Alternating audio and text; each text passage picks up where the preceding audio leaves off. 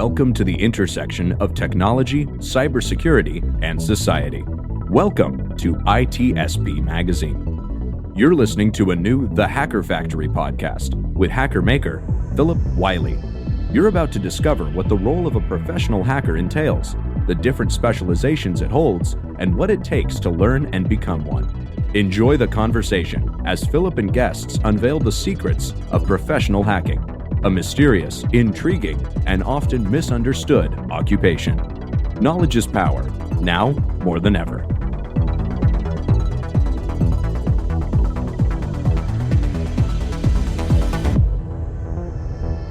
Hello and welcome to another episode of the Hacker Factory podcast. I'm your host, Phillip Wylie, the Hacker Maker. In each episode, I have a guest sharing their story and advice on getting into cybersecurity. And today I'm excited to have on the show Andrew Hoffritz. Thanks for joining, Andrew.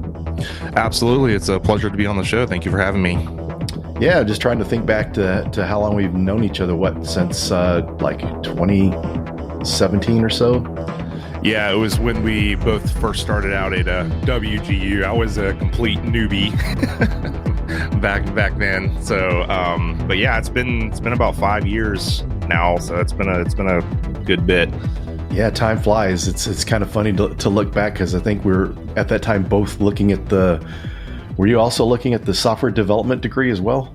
I wanted to get into programming, but obviously my course has shifted now since since I'm in cybersecurity. Mm-hmm. Yeah, it's kind of interesting. I was going to do, because I was working in cybersecurity, I wanted to learn how to code. So I thought if I was going to get a degree, get one in software development. And then as I kind of got into that, I switched to cybersecurity because I thought really my main goal for going back to school was to get a 4-year degree. So I kind of switched to that, wanting to be able to get through it a little quicker, and then started teaching. And so I kind of never completed it myself. So it's go ahead. Yeah. Yeah. Sorry. Oh yeah. Sorry about that. Yeah. So the reason why I wanted to get into coding, because I had actually gotten my first, I guess you could call it my first technical job. I got a job as a SEO specialist. So it wasn't really technical, I guess. It was more on the marketing side, but because I graduated with a marketing degree from Georgia State University, and I kind of wanted to get into more of like the technical side of stuff. So I figured, an SEO specialist was a good place to start, because obviously you deal with, you have front end and back end SEO and stuff like that. And I figured, with a software development degree, that could kind of pursue my path to become a web developer and, kind of go from there as far as like developing applications and stuff like that. But, I started getting into it, and the company I was working for at the time, I ended up doing very minimal SEO stuff and actually more systems administration stuff at the end of the day. So my duties kind of shifted from working on websites to actually working on databases. Oh, very cool. So yeah, before we get too far into the show, I guess I should back up and have you to introduce yourself and kind of share how you got started. Yep. So I'm Andrew Hoffritz. I've been in cybersecurity for about 5 to 6 years now, if you include my system administration experience as well. So I guess, sorry to skip ahead a little bit there, but piggybacking back to where I started my first position as an SEO specialist, I got the role to work on websites and, help the company at the time with marketing techniques and stuff like that. And I ended up transitioning into a systems administration role where I started dealing with SQL databases and doing, password resets, a lot of like help desk support. And obviously my head was spinning because I didn't really know what I was doing at the time. So I had to use Google for a lot of things. And the system administrator at the time, he trained me a little bit before he left, but it wasn't enough training to wrap my head around what I was getting into. But I quickly identified what needed to be done, and learned what I needed to learn, and I became very successful at the job. And from there, I kind of realized that I wanted to move more into a technical role. So I got my second job as a systems administrator at a small real estate company, where I did anything from server admin, firewall admin, help desk support. I was pretty much a one-man show for one office that was hosted in Alpharetta. So we had, with it being real estate, we not only had an endpoint or workstations, we also had BYODs and stuff we had to deal with as well. So it was a good amount of devices to have to keep track of. So that kind of where that job is where my aspirations kind of delve into me wanting to get into security, because I implemented a lot of security policies and stuff like that at that position. And I don't know, just the knack for cybersecurity just really intrigued me. And from there, I worked at that real estate firm for about 2.5 years, and I found a position at my current company for just a low level level 1 security analyst is what we can call it.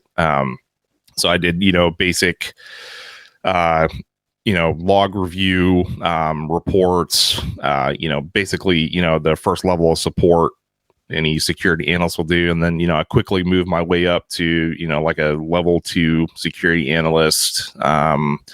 We did, from there we did log analysis. I was on the team when we introduced MDR, or managed detection and response. So, we obviously had to deal with long reports, provide any tactic remediations, and provide, kind of like a short story of any type of alert that would come across. And, that's just like a high level overview. We obviously did a lot more than that.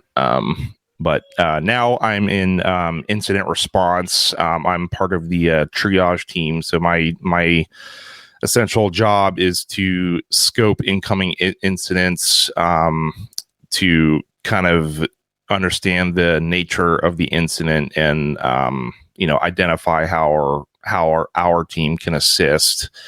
So we do a lot of evidence collection. We do a lot of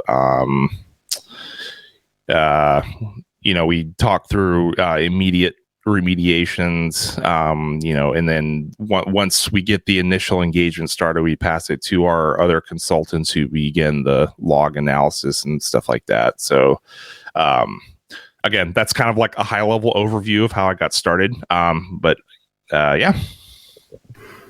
Thanks for sharing your story. And so, I know you were originally going to school for software development. So how did education play a role in getting to where you are now? Was it just been mainly on the job kind of training that's gotten you where you're at, or was there any kind of education background, any kind of courses or certification courses or anything like that you did to get you to where you're at today?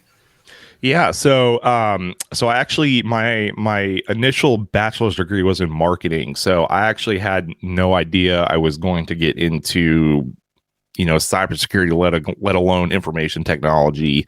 The job just kind of landed on my lap, I guess you can say, because I went to school for one thing. It is true when people say that, you go to school for one thing and you end up doing something completely different. I'm a perfect example of that. I went to school, like I said, for marketing, and the jobs that I took kind of landed me where I'm at now. So yes, you could say education did play a role, because after my marketing degree, and after being in my technical role for a couple of months, I kind of realized that I didn't really want to do marketing anymore. So I made the decision to go back to school to obviously initially start in software development to get another bachelor's degree. But I kind of thought to myself, this is something I can learn on my own. So I actually transitioned from my software development course into my master's course in information technology. So, because I kind of figured I already had a bachelor's degree, I didn't really see a point in spending more money to go back to get another degree for something I can learn, that I can self-study and learn on my own. So obviously I kind of felt like a master's degree would be a little bit more important than another bachelor's degree. And then after that, as far as certifications goes, I have a handful of certifications. I have 2 from the famous SANS. I have the GCFA and GBFA. I have from CompTIA. I have Linux Plus. From I can't remember the name of the other one. It's e-learning. I think they got bought out by someone. I don't remember the exact name of it. But I have the EJPT. I think it's like the Certified Digital Forensics Professional, and then the Web Application Testing one, and then the Incident Response Planning one, I think it's called. But no, I do have a couple. I definitely think certifications are important because it's not really supposed to prove. Actually, let me rephrase that. It is. Excuse me.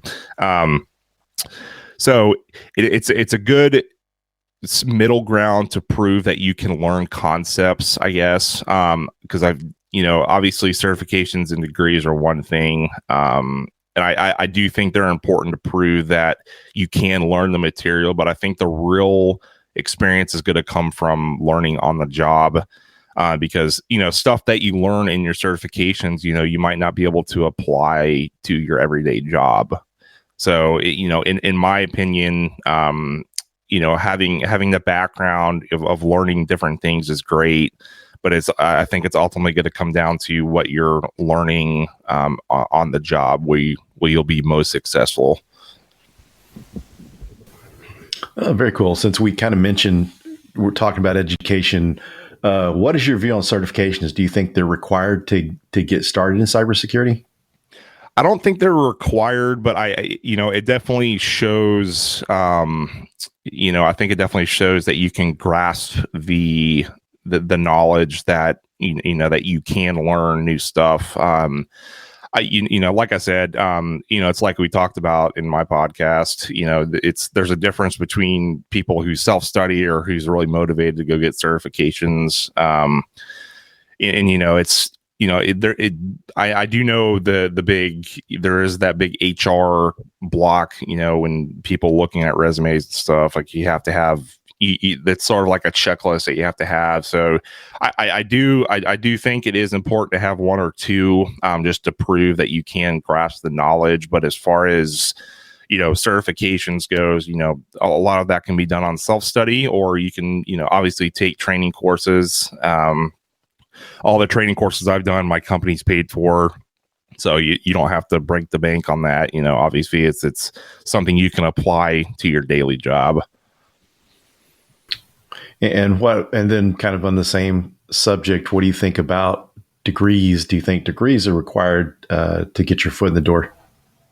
So yes and no. So for me, I wish I would have gone back through my bachelor's degree for something else, for like computer science or something. So as far as getting a degree itself, I do think it's important to at least get an associate's degree, and that's something I'm going to pass down to my kids as well. Whether if I'll support anything they want to do, but as far as like getting that initial degree, I think it's important to either get a socials degree or go to trade school, or whatever they want to do. I'll 100% support obviously what they want to do. But I think it's important for that initial footstep, just to kind of, get that initial 2-year degree, just so you have some type of credentials, that you can show to people that you have went to school for something. Yeah, that's good advice. Because I think one of the things we look at too is, I think the big 4 consulting firms several years ago dropped their requirement for 4-year degrees. And I'm not really sure if they dropped the requirement for degrees altogether. But one of the things that's kind of driven that is the fact that the shortage of IT people and security people, that they need those people, and trying to find people that check all the boxes can be kind of difficult. And so one of the things I kind of see and think, if someone's, wanting to get in the industry, especially, you're new in the industry, I think it's a good idea to have some sort of degree, because one day, if they ever catch up where there's enough people and they start getting more picky, I think they're going to require you to have more things like certifications and degrees. Yep. No, 100% agree. And especially if you do want to get into management, I know that obviously that's going to require an extensive background, for, Masters of Science, MBA, because obviously at that point, it's more than just technical. At that point, you have to make business decisions and stuff like that as well. Initially starting out, I think for right now, just an associate's degree is plenty, from my standpoint anyway. Okay, thanks for sharing your thoughts on that one. Another thing that comes up a lot of questions that I hear of and get a lot too is, do you need to know how to code to get into security? Yeah. So, I'm going to say no. So you don't need to know. I mean, yes, it is extremely helpful, and it can definitely, exceed your job timeline tremendously. But in my current job, I really don't need to know that much coding.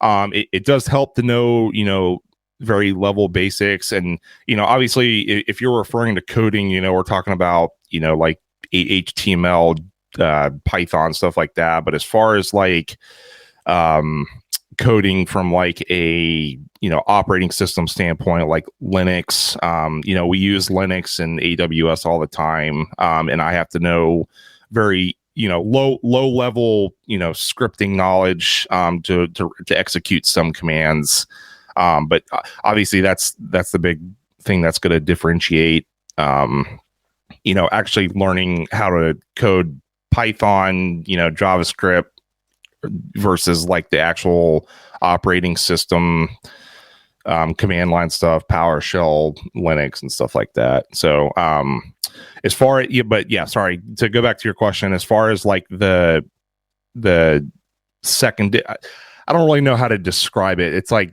you can have like a secondary coding as far as like Python. Having that extended coding knowledge is helpful, but having basic level coding skills like Linux and PowerShell and stuff like that is important, but it's not necessarily required. So yeah, I like that. I like that response. It's just kind of interesting, because one of the things I like to discuss that and share with people is there's too many cases I've seen people that want to be pen testers, and they're saying, they'll say to themselves or say, yeah, I'm going to learn Python first. And once I learn Python, then I'm going to do this. And sometimes people get too bogged down on prerequisites that they really prevent themselves to getting on the path to that original goal. So I really like to make sure to share to people that while these things are good and maybe, being able to code once you're kind of into the field, keep that as a goal to work on, but don't let that prevent you from starting. Yeah, absolutely. And it's like, when I was on the level 2 analyst, like we called it security analysis, but we didn't really do, it was my job to read code, obviously read, different command lines from, the parent tree, child tree, reading the whole process tree, but we didn't really type or code, I guess. The closest thing we did, we had to build regex for specific rules and stuff like that, but nothing really like hard on the keyboard coding type stuff. So as far as like a security analyst perspective, I don't think it's really necessary. It is helpful and knowledgeable to know how to do that and how to read it, but having to physically type on the keyboard to code, I don't think it's necessary. And that's good. It's good to get your perspective on it, because one of the things we see in the industry too, and I don't think it's, there is a lot of gatekeeping, but I think sometimes some of that is people sharing their experience. Someone has been in the industry 20, 30 years or 15 years, they kind of share their experience where they came from, and they kind of think that's the way everyone needs to learn. Because I run into people that ask me, do I need to be on the help desk, desktop support, or sysadmin before I can be a pen tester? And I tell them, yeah, you don't have to do that. Those skills are important to have, and you can learn those without actually doing the jobs. And some of the advice they're getting, is kind of discouraging people or prolonging them from really starting their actual goals. Yeah. And, that's where the concept of self-study comes in. I mean, anything and everything can be learned. It's just you have to take the time to know how to do it. Yeah, I think that's a good point as well, too, because sometimes if you've got a project or work, you've got to do this certain thing. You don't always have time or the budget to take a SANS course or whatever other course to learn that topic. You've got to learn it sooner. And in some cases, too, to be able to use more current content, because even some of the education providers out there, sometimes the content gets behind. I mean, SANS, I really hadn't experienced that with so much, but I've seen some other providers that some of their content gets outdated by, years, and there's newer and better ways of doing things. So sometimes, be able to learn on your own is a really good, valuable asset to know. And I can't stress enough, the amount of resources on the internet. I mean, there's so many free resources to learn. I mean, there's just so many people that are willing to share their knowledge, especially in the cybersecurity industry. People post YouTube videos all the time. Like they show how to do things certain ways. There's a handful of people I like to watch sometimes on how to do things. And, even today in my job, I mean, there's stuff that I don't know how to do and I have to Google. I mean, we're not going to be able to know everything. There's obviously some areas that I'm really good in, and then some areas that I'm very weak in. And those areas that I'm very weak in, it's my job to study up on those things to make sure that I'm knowledgeable in those areas when the time comes that I have to be. So as far as, you're mentioning researching and you've talked about Googling things, is there any source that you use to maintain the research? So if you're finding different research, how do you save that research to be able to go back and refer to that later on, or this includes maybe any kind of your favorite note-taking tools?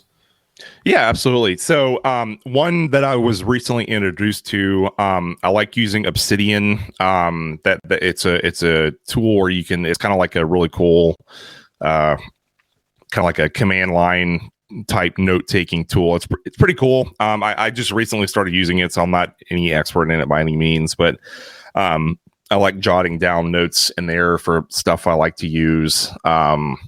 Just using a simple Word document too is good. For short stuff that I want to go back and review on, I use Notepad++ as well. So I use a variety of different things because I don't, for me, I'm not a person that likes to stick with one thing, so I have to be complicated. Yeah, I understand that. And sometimes bookmarks get too difficult to navigate to. Just having a bookmark, sometimes doesn't do the trick. Yeah, and as far as resources, I mean, I use there's so many different resources I use. I mean, honestly, it's whatever Google brings up to find the answer, but I use for actual like learning. So I'm studying the CISP right now. That's what I'm trying to tackle. So, I'm obviously having to use tons of different resources. I'm using LinkedIn Learning. I'm using Boson exams. I found a free resource online. It's called Wylie Learning. Go figure. But it's a free university course that the student posted. Really cool. I think he's only into like the first like 3 or 4 domains out of the 8. So, but it, really cool that he's taken the initiative to, make it free and stuff. And there's a ton of people signing up. So, that's something I've been reviewing as well. Yeah, it's interesting how the resources have improved over the years for the CISSP. I did mine back in 2002, and it was a very popular site back then, cccure.org.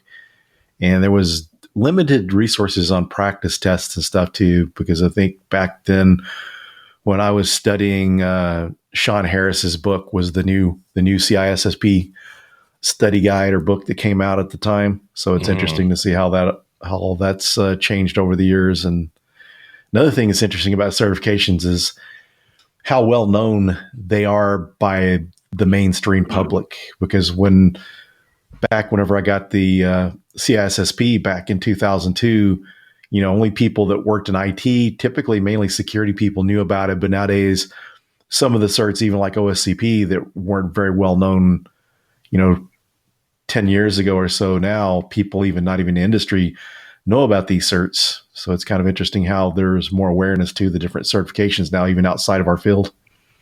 Right. And the other thing is the availability of having the option to take different certifications as well. That's exponentially grown over the years as well. Yeah, and also it's also great too, all the content creators out there. So there's some really good content out there now, some free educational stuff that's evolved. I mean, we're just kind of living in a good era for anyone that's wanting to get into content creation. I had Heath Adams on the podcast at one point, and he was referring to John Hammond. John Hammond had been doing content creation and walkthrough videos a lot longer than a lot of the other people, but whenever he was doing it, the timing just wasn't all that great, and it took years for people to kind of catch on to him, where some people were just starting in the industry at the right time, were able to gain visibility fairly quickly. So there's some good resources out there. Absolutely. With your marketing background, have you leveraged any of the things you learned to help your personal brand, to help you professionally? Oh, absolutely. Yeah. So definitely the marketing degree definitely has helped from a customer service background. I feel like I've been able to utilize a lot of knowledge, because my very, very first job out of college, I was a telemarketer. So I know people are going to be like, "Oh, you were one of those guys." But it was my job. It was my job to make about 100 calls a day. So that is where I really, really, my background in customer service came from. Because obviously I dealt with a lot of people who were very annoyed to hear from me, and then also dealt with people who were very intrigued to hear from me. So it was really never in the middle. It was either one or the other. But as far as like a experience background today, it definitely helps me with with my day-to-day job currently.